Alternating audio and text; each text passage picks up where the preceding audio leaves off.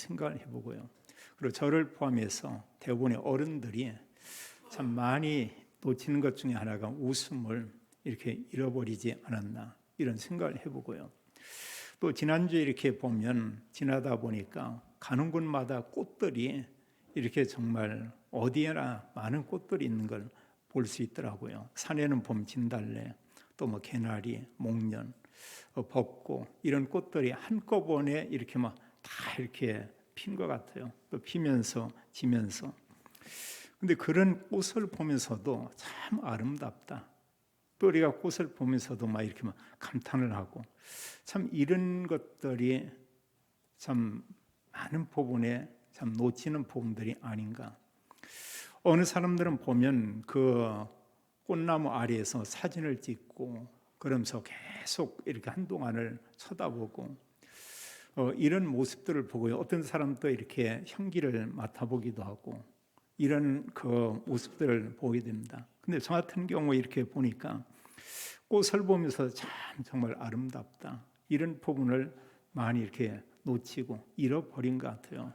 그냥 꽃 봄 되니까 이렇게 폈나 보다 이랬는데 지난 주간에 좀 이렇게 자세히 살피고 이렇게 보는데 정말 앙상했던 이런 가지에 나무마다 꽃 아니면 새로운 이런 잎이 나오는 이런 모습들을 참 이렇게 보면서 참 너무너무 아름답고 또 너무나 참 이렇게 생동적이고 보기 좋다. 그런데 이런 많은 부분을 참 이렇게 놓친 게 아닌가 이런 생각을 한편 해보게 이렇게 되었습니다.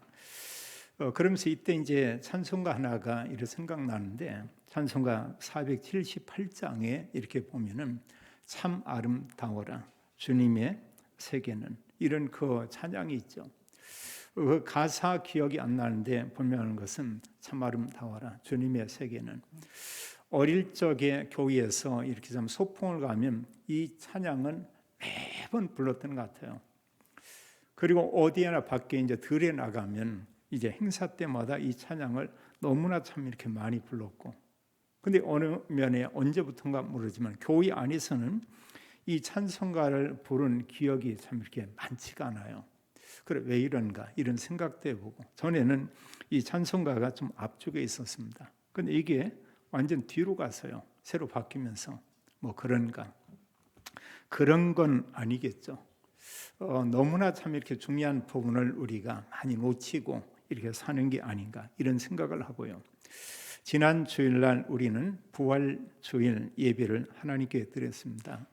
성경은 이 부활의 이런 의미와 또 부활이 얼마나 그리스도인에게 이런 축복인가를 우리에게 잘 말하고 있죠. 부활은 말 그대로 이렇게 죽은 자가 살아나는 게 이게 부활이죠.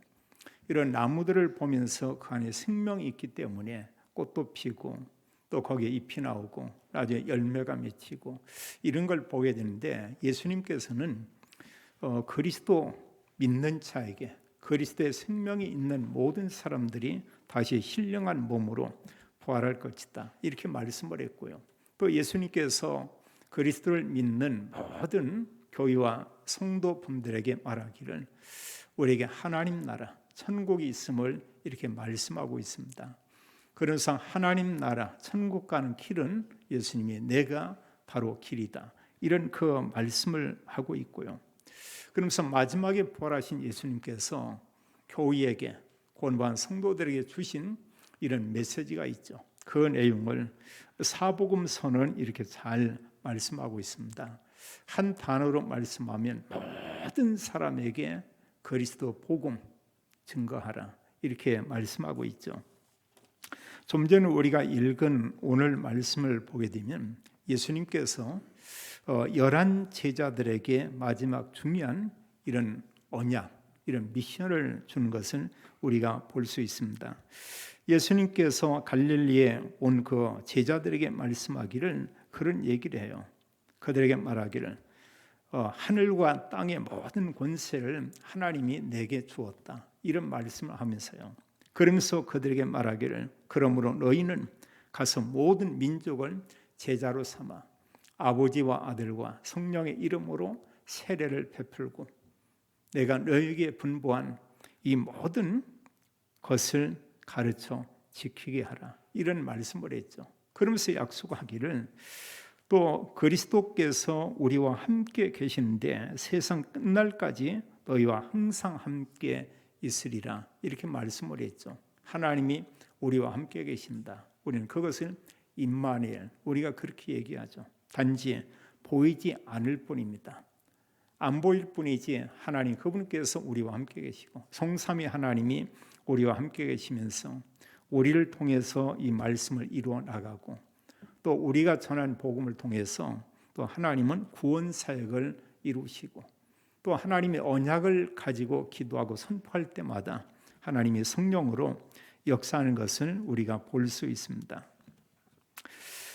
예수님의 그 제자들은 이제 40일 동안 예수님께서 하신 말씀을 이 복음서 맨 마지막에 기록을 했어요. 그래서 마태, 마가, 누가, 요한복음, 사도행전 1장에는 부활하신 후에 40일 동안 예수님께서 하신 말씀을 그 제자들이 기록한 것을 볼 수 있습니다. 우리가 그 말씀을 부활 메시지 이렇게 말하기도 하고요. 또 우리는 그 말씀을 부활 후에 주신 주님의 말씀 이렇게 우리가 말하기도 합니다. 사도행전 1장 3절은 말씀하기를 예수님께서 부활 후에 40일 동안 그 제자들에게 믿음의 사람들에게 하나님 나라의 일을 말씀하시니라 이렇게 말하고 있어요. 거기에 중요한 단어는 하나님 나라의 일, 우리가 이 부분을 우리가 생각할 필요가 있고요. 그리고 우리가 잘 알지만 전도자 바울과 바울 팀은 가는 곳마다 무엇을 했냐? 전한 메시지를 보면 하나님 나라를 강론했다고 얘기하고 있어요. 하나님 나라를. 또 어느 곳에 가서는 이제 예수 그리스도의 복음을 증가하기도 하고요. 또 어느 지역에서는 그리스도를 설명합니다. 그리스도는 고난을 받고 죽어야 된다. 또 그리스도는 반드시 3일 만에 부활한다. 이런 설명을 하면서 그리스도가 누구냐? 이런 질문을 하고 그리스도는 바로 예수님이다. 예수님만 그리스도라는 이 사실을 이렇게 또 말하게 되죠. 마태복음에서 마태는 40일 동안 들은 메시지를 간단하게 요약해서 정리하고 있습니다. 그 내용이 사실 이제 19절로 20절에 그 메시지가 있죠. 예수님께서 그 40일 동안 한 메시지의 그 핵심은 너희는 가서 모든 민족을 제자로 삼아 이런 말씀을 했고 또 믿는 그들에게 세례를 베풀고 또 그들을 통해서 이 말씀 가지고 가르쳐 지키게 하라 이렇게 말씀을 했죠. 여기 사실 가르쳐 지키게 하라 이 속에 많은 내용이 있습니다만 가장 핵심이 되는 것은 그들 또한 이 복음을 사람들에게 전할 수 있도록 하라 이 메시지를 전했습니다. 그리고 실제로 사도들과 함께 초대교회는 이런 사역을 했죠. 그리고 실제로 전 세계에 예수님이 그리스도라는 이 복음이 증거된 것을 우리가 볼 수 있습니다. 마가는 기록하기를 마가복음 16장 15절로 20절에 그렇게 말하고 있어요. 예수님께서 40일 동안 하신 말씀을 기록하면서 거기 15절에 보면은 너희는 온 천하에 다니며 만민에게 복음을 전파하라 이렇게 기록을 했습니다. 온 천하는 사실 이 지구촌이죠. 그러면서 모든 지구촌에 있는 모든 사람에게 만민 모든 사람들에게 복음을 전파하라 이렇게 말씀을 했습니다. 그럼 우리는 또 복음 이럴 때 우리가 계속 들어서 알고 있지만 많은 사람 복음 그 단어는 잘 알고 있습니다. 근데 복음이 뭡니까? 물으면 잘 몰라요. 또 그걸 반복적으로 계속 물으면 사람들이 굉장히 당황해합니다. 또 어느 사람은 좀 화를 내는 그런 사람도 있어요. 또 어느 분은 그렇습니다. 복음 얘기, 그 복음 모르는 사람이 어디 있냐고. 이런데 실상은 모르면 정말 모르거든요. 우리가 복음 얘기할 때 가장 쉽게 표현하면 뭐냐? 예수님이 그리스도다. 이거고요. 그 내용은 사실 그리스도가 하신 일 3가지. 죄와 사단과 지옥의 문제를 해결하는 분이 바로 그리스도다. 거기서 우리는 삼직에 대해서 얘기하죠. 그리스도이신 예수님 그분께서 단 한 번 죽으시고 부활하심으로 완전한 구원을 이루었다. 그리고 예수님이 그리스도다. 그를 믿으면 누구나 구원받는다. 그리고 복음 내용은 뭐냐? 바로 그리스도예요. 성경은 그리스도가 복음이다. 이렇게 말하고 있죠. 구약에 우리에게 그리스도 보내겠다. 그러면서 신약에 그리스도 왔습니다. 모든 구원을 이루었습니다. 사도와 제자들이 전한 말씀은 예수님이 그리스도였다. 그리고 계속 그들은 다니면서 이 그리스도를 증거했죠. 복음을 한마디로 전한 것입니다. 우리에게 말씀하기를 이 복음을 전하라 이렇게 말씀을 했고요. 요한복음 21장 15절로 이제 18절에는 어떤 말씀을 하고 있냐? 예수님께서 너희가 나를 사랑하느냐 이렇게 묻죠. 3번 거듭 묻습니다. 그러면서 그 내용 가운데 내 어린 양을 먹이라 이랬어요. 우리 후대 더 나아가서는 모든 성도님들 내 양을 치라. 또 거듭 말씀하기를 내 양을 먹이라 이렇게 말하고 있죠. 올바른 그리스도 이 복음을 전해서 모든 교회 안에 있는 성도님과 또 우리 후대 자녀들이 이 복음을 알도록 하라 이렇게 말했습니다. 우리가 정말 이 후대에게 올바른 언약, 복음 전하는 것은 너무너무 중요하죠. 그 이루 말할 수 없습니다. 왜 그 복음 전하는 그 일이 얼마나 중요하냐? 그 사실 그게 하나님 언약 속에 있는 그런 삶이에요. 예수님 말씀하기를 이 복음이 모든 민족에게 증거되기 위해서 전파되리니 복음이 증거되면 그때가 끝이라고 했습니다. 분명히 그 시간이 있어요. 근데 누가 이 일을 하냐? 우리와 함께 우리 후대가 이 복음을 증거하게 될 것이다. 성경은 그렇게 말하고 있습니다. 그리고 모든 민족에게 복음이 증거될 것이다. 이런 얘기했죠. 우리가 사실 지금 전 세계 237개 나라라고 그런 얘기합니다. 우리가 비행기를 타든 아니 배를 타든 간다고 해도 그 다 돈다는 건 굉장히 어렵죠. 그럼 언제 가서 우리가 복음을 다 전하냐? 근데 우리가 지금 모든 시스템들이 거의 다 만들어졌습니다. 전 세계에 동시에 불과 한 1초 안에 소통할 수 있는 이런 시대가 됐어요. 그래서 사실 지금 많은 대부분의 교회들이 예배를 드리면서 이제 사실 전 세계 다른 곳에서도 동시에 예배를 드릴 수가 있죠. 한국에 예배 드리고 기도는 미국에 있는 사람이 기도할 수도 있고요. 또 우리는 지금 토요일 날 이런 예배에도 우리가 그런 예배를 드립니다. 지난주 같은 경우 보면은 영국 런던에서 사실은 토요 집회 모임을 가졌어요. 근데 동시에 우리는 한국에서 그 메시지를 함께 이렇게 듣고요. 어느 때는 어느 나라에서 이렇게 사회를 보고 또 다른 나라에서 기도를 하고 또 다른 나라에서 찬양을 하고 지금 시대가 이렇게 되어 있습니다. 오늘도 우리가 오전에 일부 예배에서 렘넌트 예배 드리는 가운데 동시 예배 드리는데 캐나다에서 함께 예배 드리는 그 가정이 있어요. 그 뭐냐? 한순간에 그럼 하나님께서는 언약 가진 사람 통해서 어느 때는 전도자 한 명을 통해서도 지구촌에 2, 3, 7, 5천 종족에게 복음이 증거되게 하는 그 일을 하나님은 능히 할 수 있죠. 복음이 모든 민족들에게 증거될 것이다. 이 언약의 말씀을 후대에게 전하도록 하라. 또 사도행전 1장에서 말씀했지만 8절에 말하기를 오직 성령이 너에게 임하시면 너희가 권능을 받고 우리가 아는 내용입니다. 성령은 하나님의 영이잖아요. 하나님의 영이신 성령께서 우리에게 임하게 될 것이다. 이런 얘기했습니다.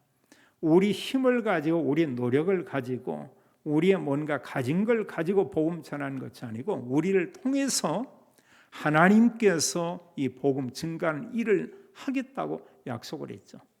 예루살렘에서 땅 끝까지 이르러 너희는 나의 증인이 될 것이다. 이런 얘기를 했습니다. 우리가 구약에서도 이런 대표적으로 믿음의 사람들을 볼 수 있죠. 우리가 요셉, 또 모세, 우리가 사무엘, 다윗 여러 사람들을 얘기하고 있습니다. 특징이 뭐냐? 하나님의 영이 그들에게 임하게 되고요. 하나님의 영으로 충만케 되어서 시대 살린 걸 보게 됩니다. 우리는 어느 면에 보면 그보다 더 큰 하나님 능력이 임한 것이죠. 성령이 우리에게 임했고 그 성령 하나님께서 우리 안에 계신다고 성경은 그렇게 말하고 있습니다. 근데 사실 우리가 뭐냐? 사탄은 그걸 누리지 못하게 만들어요. 하나님께서 주신 엄청난 축복을 모르도록 계속 이렇게 속이죠. 그래서 여기 지금 말씀하기를 너희는 모든 민족에게 만민에게 또 후대에게 땅 끝까지 가서 이 복음을 증거하라. 한마디로 뭐냐면 부활 메시지는 하나님께서 우리에게 주신 이런 언약이죠. 이 부활 메시지는 교회에 주신 말씀이요, 교회는 구원받은 모든 성도님 한 분 한 분들에게 주신 이런 말씀입니다. 이건 사실 우리가 붙잡을 평생의 언약이고 이 말씀은 영원한 언약이죠.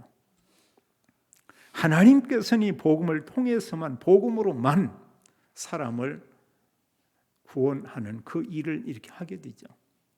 우리가 알지만 그리스도 아니면 구원 받을 수 없어요. 세상에 얼마나 많은 종교가 있습니까? 예수님이 그리스도다, 그거 위에는 구원 자체가 아예 없죠. 그리고 우리가 알지만 이 땅에 우리가 살지만 이제 우리가 젊을 때하고 또 이제 50대하고 또 60, 70 이런 나이가 되면서 우리가 많은 부분에 다른 것을 많이 느끼게 되죠. 이제 어느 면에 나이가 많이 먹고 믿음이 이렇게 우리가 성숙해 가면서 어떤 소망을 갖냐?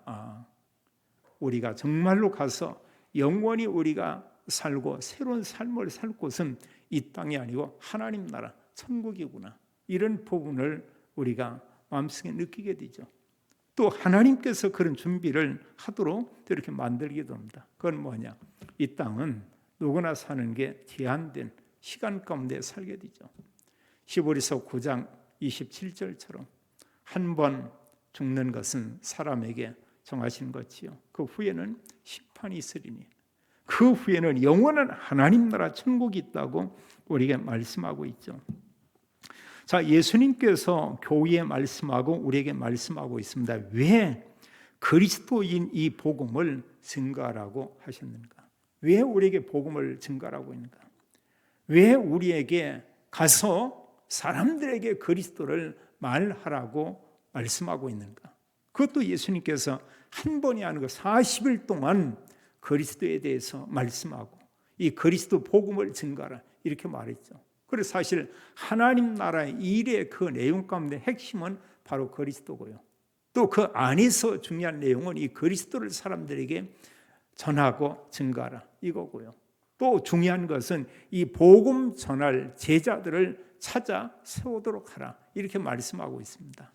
그래서 사실 저희 교단에서는 이런 사역을 지금 계속하고 있죠. 왜 우리가 사실 사람들에게 복음을 전해야 하는가? 우리가 복음 전하는 것은 조금만 기도하고 사실 이 영적으로 힘을 얻으면 그냥 노력하지 않고도 우리가 말할 수 있습니다. 전할 수밖에 없어요. 그러나 우리가 이런 복음보다 너무 내 마음과 생각과 관심과 이런 부분이 세상 거에 가득하면은 어느 면 그것은 복음을 말한다, 이것은 절대 불가능일 수도 이렇게 있습니다. 한마디로 뭐냐? 성령이 인도받아야 돼요. 성령이 역사해야 돼요. 전도자를 통해서. 왜 우리가 복음 전해야 되냐면 성경은 우리에게 말씀하고 있어요. 모든 사람이 창세기 3장 그 문제 속에 있다고 말하고 있습니다. 언제까지냐? 예수님 오시는 그날까지. 이런 가운데 하나님께서 이런 세상의 문제와 함께 거기에 세상에서 구원받는 길을 우리에게 말씀하고 있죠. 창세기 3장의 문제는 원죄와 사단과 하나님 떠난 사람들이 가는 영원한 지옥, 이걸 얘기하고 있습니다. 이게 사실 모든 불신자에게는 죄와 사단과 지옥 배경 이 속에 있거든요. 또 이것은 우리가 잘 알는 여기서 빠져나올 수가 없습니다. 인간의 노력으로 원죄 해결되지 않고요. 그 누구도 사탄의 손에서 빠져나올 수가 없고 결국은 지옥 가는데 지옥의 저주에서 나올 사람은 아무도 없죠. 창세기 3장 문제로 인해서 인간에게 와 있는 문제를 우리는 불신자 상태다 이렇게 말하고 있습니다. 모든 사람의 영적 신분은 사단에게 속해 있다. 요한복음 8장 44절은 마귀의 자녀다 이렇게 말하고 있죠. 그래서 사람이 하나님을 만나지 못하면, 사람들이 정말 그리스도를 구주로 영접하지 못하면 인간은 영이 있기 때문에 다른 걸 숨기게 돼 있어요.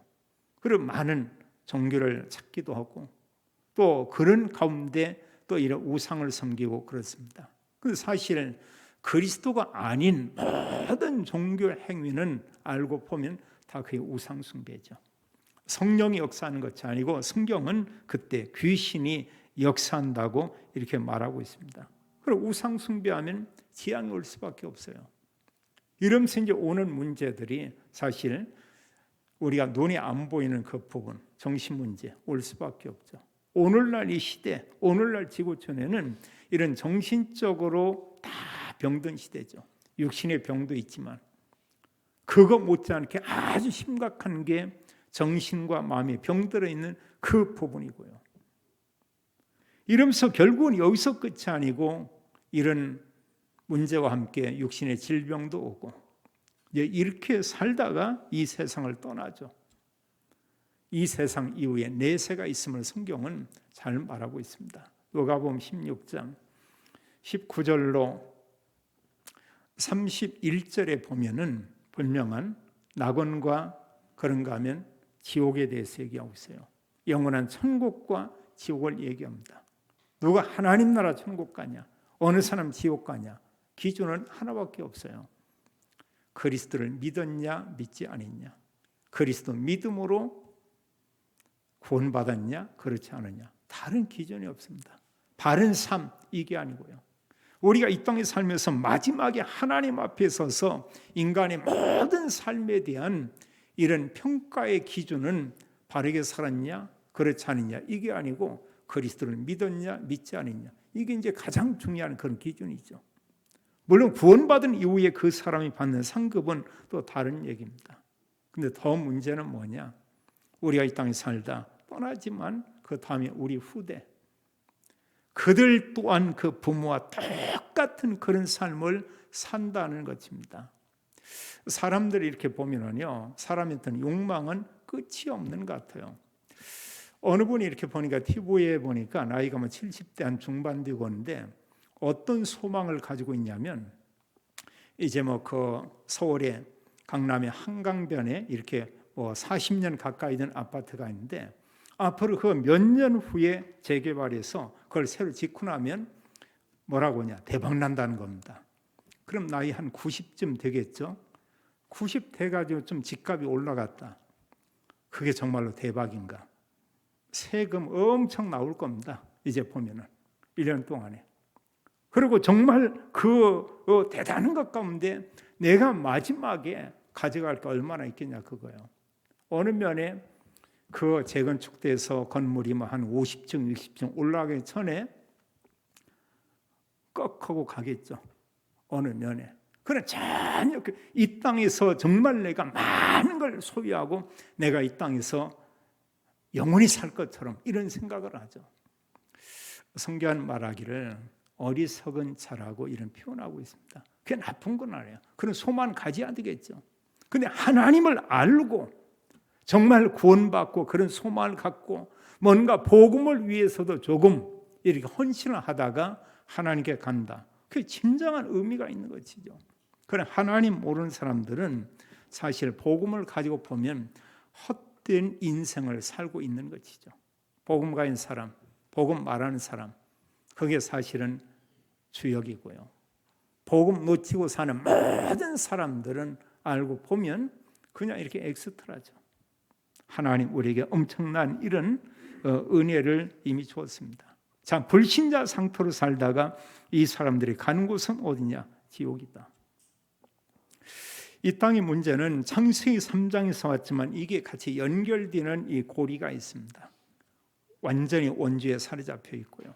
그리고 6장에 보게 되면 하나님 모르는 사람들은 모든 관심이 세상과 물질과 육신과 나가서 이제 쾌락과 이런 쪽으로 계속 가게 되죠.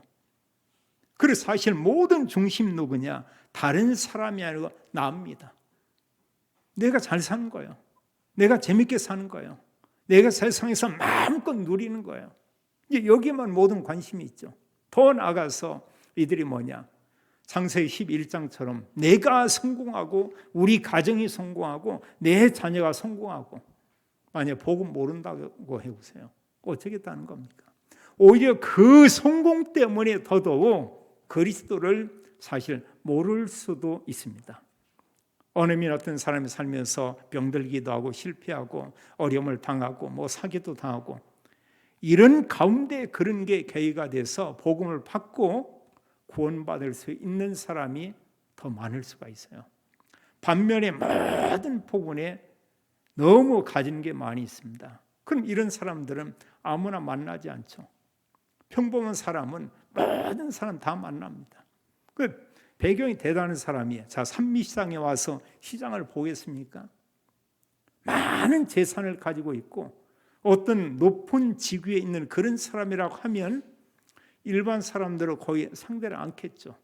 자, 사람 만날 기회가 거의 없습니다. 그건 뭘 얘기하냐? 복음을 들을 수 있는 기회가 아주 이렇게 제한된다고 볼 수가 있을 수 있고요. 평범한 사람들은 뭔가 힘들고 하면 뭔가를 찾죠.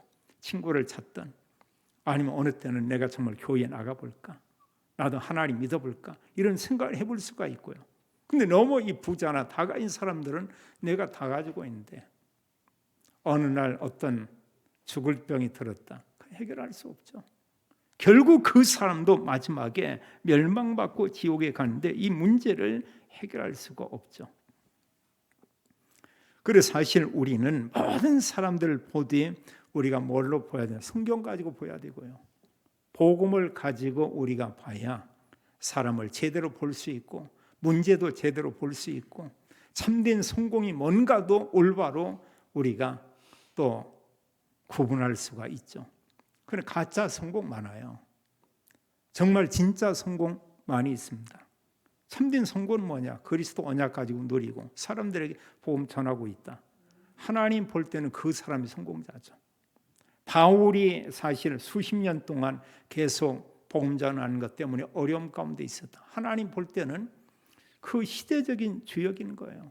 하나님 볼 때는 정말로 성공자인 거예요. 내가 얼마나 그리스도 복음을 가지고 누리며 그 축복 속에 있는가. 이게 참 이렇게 중요하고요. 우리가 기억할 것은 인간의 노력으로 사실 이런 창세기 3장의 문제 해결할 수가 없죠. 이 세상의 그 무엇으로도 사실 인간은 죄와 사단과 지옥의 저주에서 구원받을 수가 없죠. 사람이라는 게 참 대단한 것 같아요. 어떻게 말이 그렇지 사실이요. 지구촌 반대에 있는 사람하고 얼굴 보면서 이렇게 대화를 합니까? 그들과 함께 어떻게 회의를 하고요. 또 여기 강단에 지금 이렇게 꼬시는데 이게 생화가 아니고요. 좋아합니다. 근데 보면은 제가 아침에 저기 보니까 좀 떨어져 있으니 게 좋아한지 생화인지 전혀 구분이 안 돼요. 근데 분명한 건 뭐냐? 얼마나 사람들이 기술이 좋은지 얼마나 잘 만듭니까? 뭐 이게 만져보지 않으면은 이게 잘 구분이 안 될 정도로 이런 정도거죠.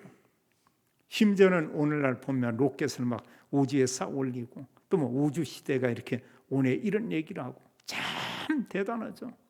인간의 어떤 그 능력이 놀라운 것 같아요. 이런 놀랍지만 그 무엇으로 인간의 노력으로 인간의 수고로 그 모든 전 세계 모든 걸 다 동원해도 창세기 3장의 문제는 해결할 수가 없죠. 지옥 문제 해결할 수가 없죠. 사단의 손에서 빠져나올 수 없죠. 알고 보면 완전히 사단에게 완전히 속고 사기당하고 있는 게 이 땅의 인간이라고 우리가 볼 수 있죠. 우리가 참 복음을 받고 구원받았다. 이건 참 너무 놀라운 그런 일들이죠. 성경은 우리가 그렇게 말하고 있습니다. 세상에 그 무엇으로도 인간이 구원받을 수 없기 때문에 하나님께서 그리스도 보내겠다고 약속하고 그 그리스도께서 약속한 말씀대로 이 땅에 오셨죠. 성경은 그렇게 말하고 있습니다. 누가 그리스도냐? 복음서에 있는 예수님, 그분만 그리스도다.